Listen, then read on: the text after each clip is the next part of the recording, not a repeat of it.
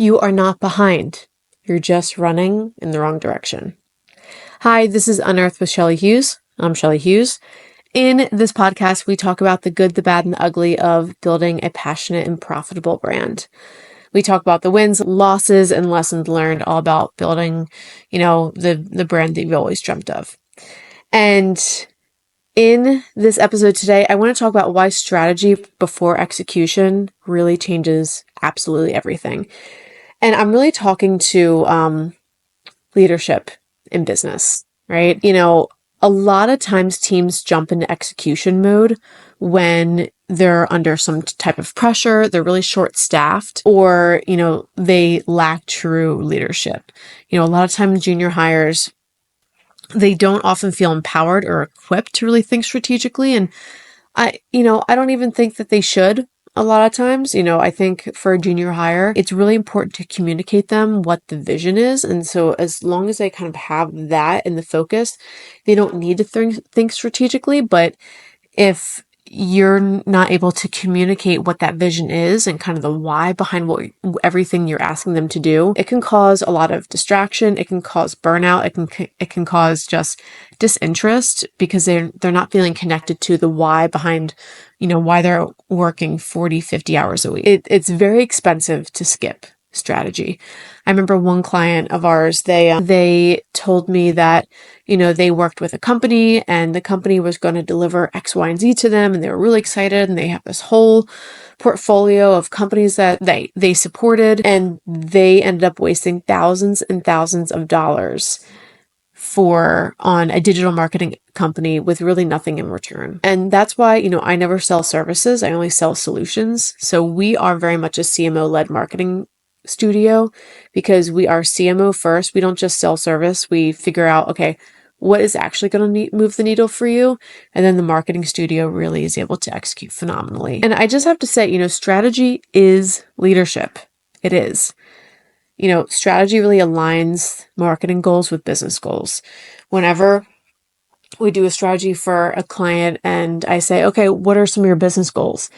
And they don't really have an answer for me, that's kind of a red flag, right? And I ask that question before we even sign a client, because if a client isn't aligned with business goals, then marketing is always going to be overhead, because if it doesn't, our marketing goals always have to align with a client's business goals, because if they don't, then what's the whole point of doing marketing for something you don't even know what you need, right? You don't even know what you're aiming for, because without that alignment, marketing quickly becomes overhead and not impact.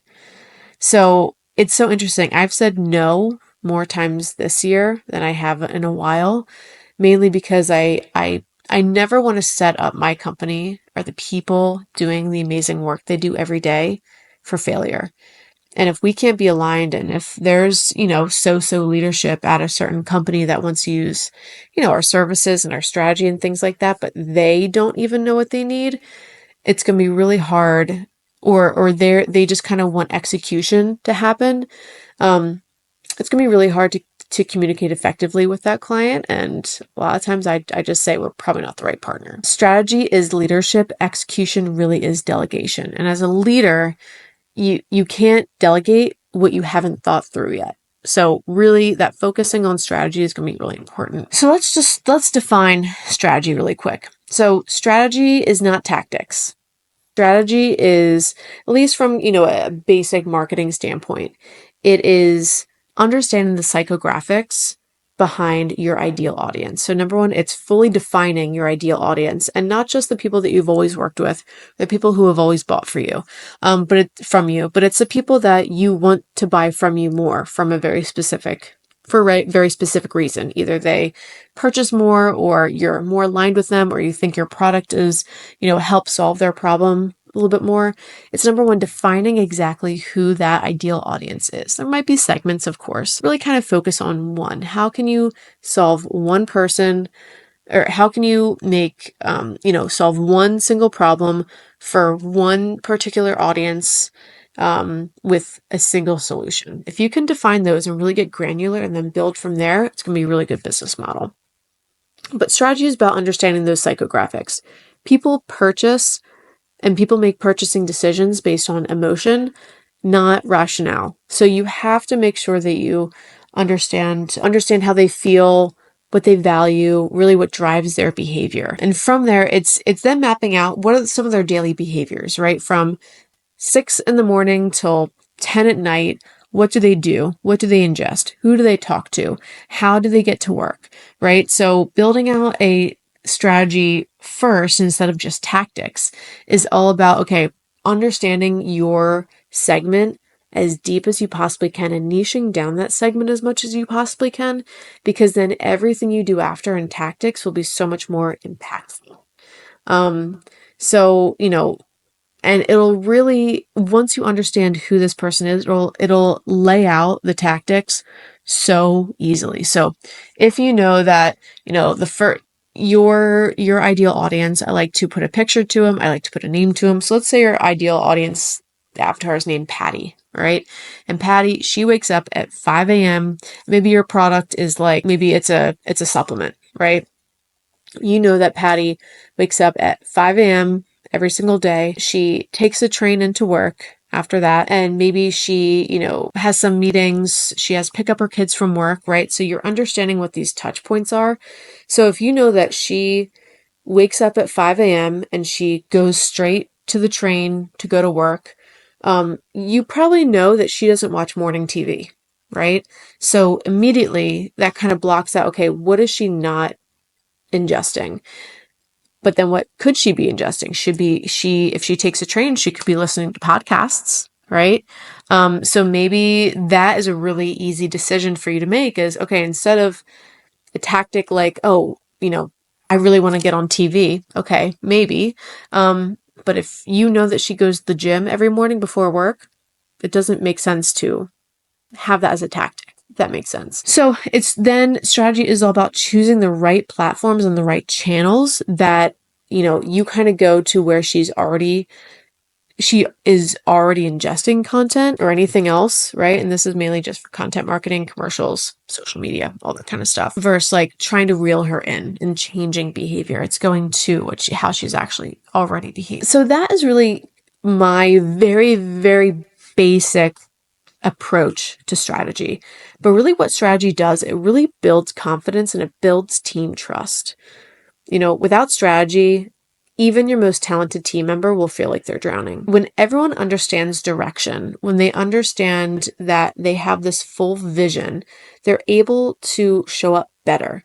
So instead of telling your team what to do, tell them where you're trying to get to and why that matters. It really eliminates guesswork, gets morale up, reduces burnout. It really clarifies expectations, and it really allows you to put KPIs in place that make sense, that they can really get behind and they understand why these KPIs are in place. It really gives your team, strategy really gives your team something to rally behind. So what to do if you're stuck in execution mode? So find someone in your organization to really challenge your assumptions, not validate them. Or this could be inside your organization. It could be outside of your organization. I have what I like to call my personal board of directors.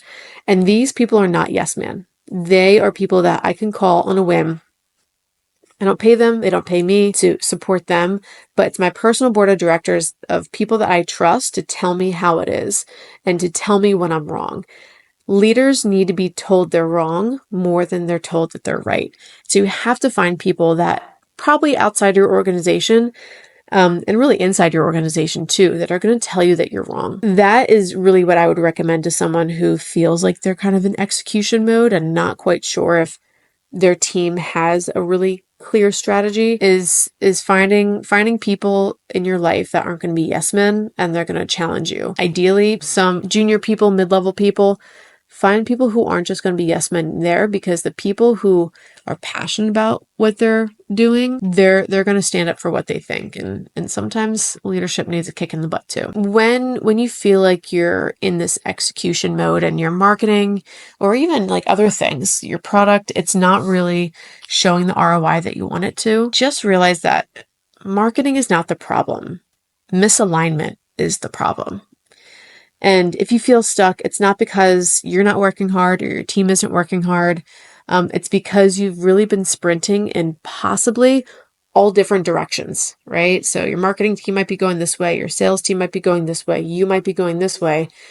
And if you guys aren't all in kind of the same path, things are going to be misaligned and you're going to be wasting a lot of money and a lot of time. So those are my thoughts about strategy. I hope you like it. It's so basic how just about this in a 15-minute podcast episode, but I think it's important for leaders to kind of look back on what they're doing and what they might need to change. If you like this episode, please rate, review, leave a comment. I would love to hear what you think. Send it to a friend. And yeah, we have some guests coming on the episode or coming on the show coming up, so definitely check that out. If you want to be a guest, let me know. I would love to chat in the DMs and see if this would be a good conversation.